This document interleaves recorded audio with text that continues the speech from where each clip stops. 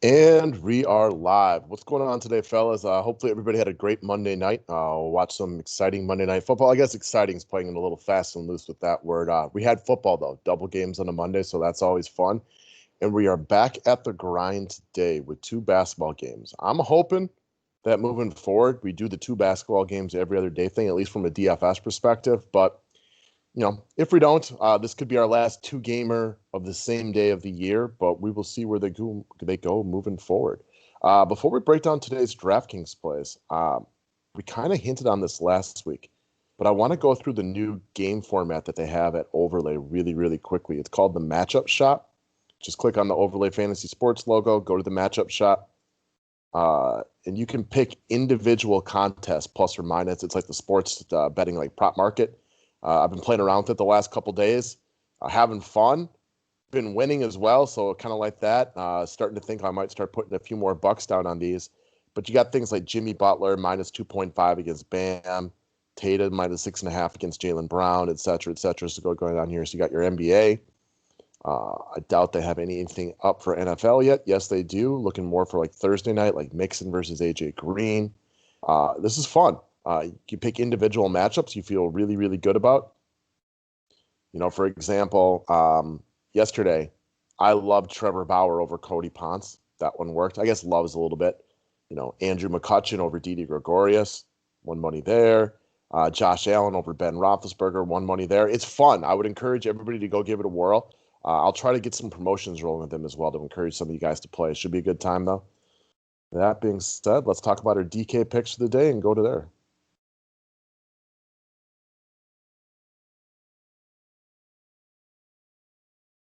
All right, guys. So we got ourselves a nice game 7 tonight. I can't believe for a second the Clippers are going to blow this, but it is a possibility. Should be an exciting one to watch. And then I think we're going to get a really good series with Boston and Miami. I expect that one to go 7. So NBA is in full throttle right now. You guys know how much I enjoy that. Plus, we got football rolling. Day passes are up. Get Bull Sports with the purchase of a day pass today. Subscribe to the station if you're new to it. Thumbs up is appreciated. Let's talk about the first thing I am doing today is putting Mr. Kawhi Leonard into my lineup. I know he's pricey. I think he pays off his salary handsomely today.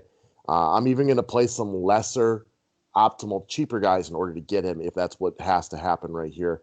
I just expect Kawhi to do what Kawhi does this game. No more monkeying around with Paul George or Lou Williams or anybody else. It's a big game. Let the best player in this series, on this team, and possibly in the league just go out there and do what he does in playoff type of matchups.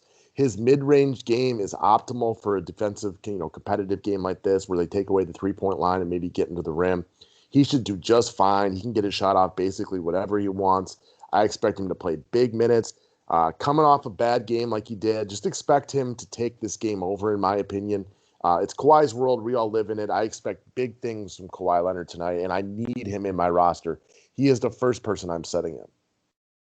Next up, I also like Jimmy Butler tonight. I love the Bulldog in him for game 1. He's rested, against a tired Boston team that just got out of a real dogfight with the Toronto Raptors. Butler you saw in the series where they ramrodded my Milwaukee Bucks. Go back and forth between passive and aggressive when he needed to be. I expect him to be aggressive tonight. Also, the Boston Celtics team defense right now, while it wasn't during most of the regular season, is just better than Milwaukee has to offer, which means I think he's going to need to take over a little bit more. I also think he forces the issue and gets to the line quite a bit, which is something he was able to do at will against Milwaukee when he wanted to. In a tougher defensive game like this, I expect Butler to get a bunch of points from the line, which would add up to his DFS score. And I just love the intangible Bulldog aspect of Jimmy Butler in a game 1 like this. All right, next up, same team. Let's talk about Kelly Olynyk, which is a little bit of a wild card for me. I definitely prefer him in the GPP mold, but I wouldn't be shocked if I end up here in cash and just take a chance with him because it's all about the 3,500 salary right here. So you saw in the Milwaukee series, he didn't play monster minutes. They were very heavy on Dre Crowder. Now, it's possible that changes a little bit this series. What Crowder does well matches up really well against Milwaukee. We're yet to see how that goes against this Boston team. Olynyk, on the other hand, has some size, which is going to be Boston's biggest weakness. Again, he's 3,500, which is the key number here. And I want to reiterate, I prefer him in the GPP mold. I don't expect him to get a ton of love. Even on a 2-game slate, I would expect he's not, very high owned. Now, it's a 2-game slate, so you're not getting him at 1% or anything like that. But he helps you afford the better players like the Jimmy Butlers and the Kawhi Leonards of this world. Plus, he's a very good points per minute player. When he's out there, he gets his points pretty quickly. All right, next up, Monty Morris of the Denver Nuggets. Much like Kelly Olynyk, probably better for the GPP mold, but I might end up playing him in cash games tonight just because I'm looking for some cheap guys. Monty Morris, they're going to need his ball handling on the court tonight. You have to assume that the Clippers bring their best game this evening. They're going to be draped all over Jamal Murray, which should give Monty Morris the ability to do a little distributing as they try to force the ball out of Jamal Murray's hands. His best DFS game so far of the playoffs came in Game 7 against the Utah, so it didn't appear that the moment was too big for him. But this is, really all that this is. It's about getting cap space for the studs tonight, i.e. Kawhi Leonard, Jimmy Butler, Jokic if you can afford them. I don't really like going stars and scrubs in the playoffs, but in this specific situation, Kawhi is a must for me. I like Jimmy, and I didn't even bring up Jokic, but as a bonus play, I love Jokic tonight too. So I'm going to be a little bit more stars and scrubsy than I normally would on a playoff slate because there's a few stars that I have a lot of desire to get into my lineup, and that's where Monty Morris comes in. He is definitely not a must. I won't be surprised if at the end of the night he does not have a good day, but as far as the cheaper guys on the menu tonight, he is one that I definitely have shortlisted to make my potential lineup. That's what we got for today, guys. Bellman and I will be back later talking a little baseball.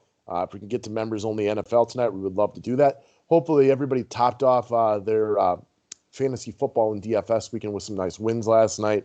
Nice to get in the double win column on both primetime and the 2-game Monday slate. We should get ourselves a showdown again on Thursday. A lot to love in the world of sports right now. Appreciate y'all watching. Click that thumbs up button, and I will talk to you in a little bit.